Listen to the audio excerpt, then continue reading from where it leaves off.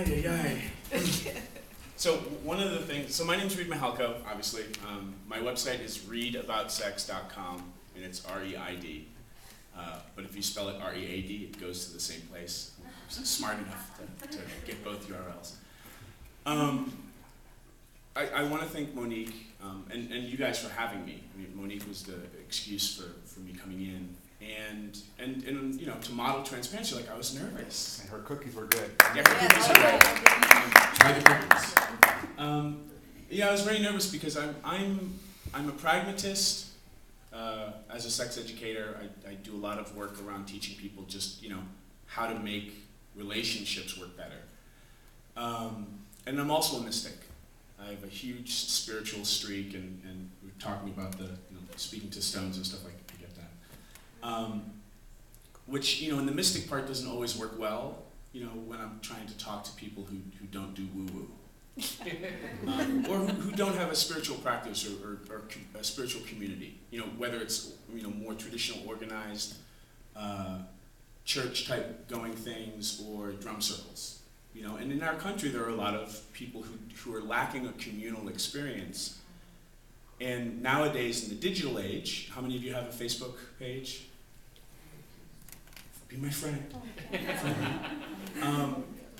You know, there are a lot of people that are substituting that communal experience that's lacking with the digital one now. And that's one of the reasons I think that social networking is becoming so big. And it's great because as a sex and relationship geek, I can direct people to things that they're particularly into that might be a little not what the rest of their, you know, neighborhood is into.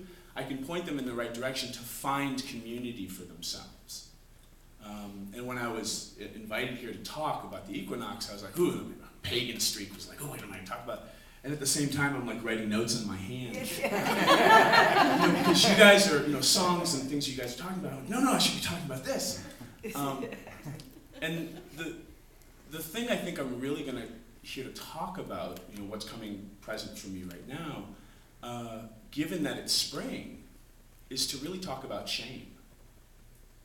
And how, for many of us in this country and in other parts of the world, we've been drilled a lot of shame into our sexuality. Mostly, I think, because it's really powerful stuff, and most parents don't know what to do with their kids, who are uncontrollable to begin with, because they're alive, when they figured out how to take their clothes off and are running around, you know, the neighborhood touching themselves. And it's just like, don't! And a lot of parents don't know how to talk about it because that was passed down to them, how to talk about their sexuality. And so I think the shame gets passed on in a lot of different ways. And then, of course, there's, you know, abuse and things like that happen and are part of a lot of people's histories. But the main thing that I think I want to talk about with you guys, because it sounds like, it feels like you guys are a little bit more out of the box and a little, you know, more at least seekers in a town, because I had some of my friends who are like, so where are you going next week? I'm like, I'm going to Utah. And they're like, they'll let you into Utah? Southern part. And I'm like, apparently, it's a trap. But this interesting idea of talking about shame in springtime. And yesterday I went out with Monique's family and we went to the recreation center, and there's this huge pool in St. George with all kinds of fun water things and whatever. And it was kind of weird for me because here I am, the sex and relationship guy, and we're at the pool, and there's like all these people like running around scantily clad. And I'm getting excited because I grew up in New Hampshire and we didn't have like a big community center where everybody was running around in their bathing suits. And I just think it's healthy in our culture for people to see other people's bodies. And I was getting all excited because, oh my God, like there's a whole community that's running around just playing and splashing and having fun, and like being half undressed isn't a bad thing. Like there wasn't a lot of shame, and the kids were modeling, just frolicking. And at the same time, like I'm feeling all the spring energy, you know, and I'm like, whoa! And then I started feeling my shame come up. Like, oh my God, like it's inappropriate for me to get excited at a pool. And I'm not even talking about sexually excited. I mean, I'm just like I want to frolic too. And is it appropriate for me to, to grab, to be playing splashy splashy with somebody's kid? At what point do I turn into the dirty old man at the pool? And I'm getting older. So I'm gonna turn into that person. And here I am as the sex and relationship guy, feeling shame at the town pool. And if that's me with all of the skill sets that I have and all of the self-knowledge and awareness around, wow, this is my shame, this is where it came from, I can be with my shame while still being with other people. What's it like for, the young father whose daughter's starting to go through puberty, and then he stops being affectionate with her because he doesn't want to be the dirty old dad, and she needs his touch and affection and love the most right now because her body's changing and it's awkward enough.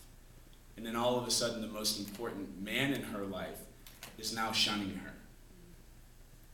And it's those moments where I think that unconsciously we don't have the tools to rewire people's experiences. And it's in those moments where things start to get passed down. And this dad is just trying to do the right thing.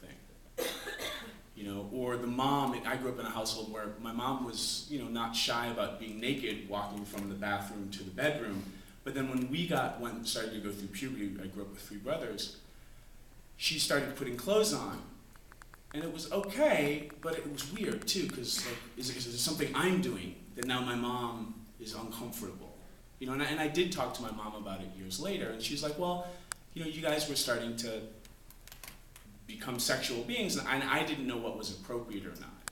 And probably what I could have used was her to just not change who she was being. So those really interesting things in our culture, and how can we as a community at least just start talking about those things? Because you guys have something that a lot of other people don't, which is you guys get together on a regular basis and you're spending, in the geek techie world, it's called meet time. There's digital, online time, and then there's meet time, where I'm meet, you're meet, we're in the same, our bodies are in the same place. You guys get together and actually spend face time with one another. And my big job or calling right now is to just get Americans to just start talking about sex and relationships in a way that's more empowering.